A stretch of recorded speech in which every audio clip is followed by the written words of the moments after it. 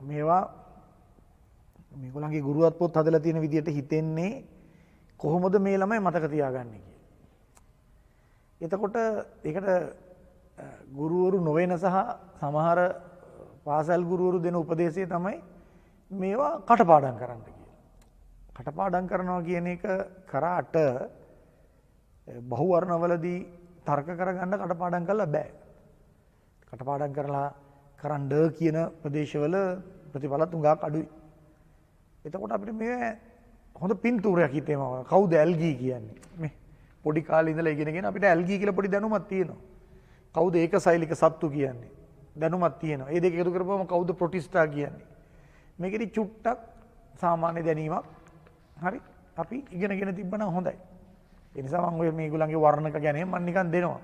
ඒතර ඕක දැකලා කවුරු හරි කිව්වා වර්ණ කඩපාඩම් කරන්න වැඩක් නැහැ විභාගෙට එන්නේ නැහැ හරි මේ කියවට කමක් නැහැ. චුට්ටක් ඒක අපි කියවල සමහරව මම ගොඩක් රට වරහන් ඇතුලේ දාලා තියෙනවා.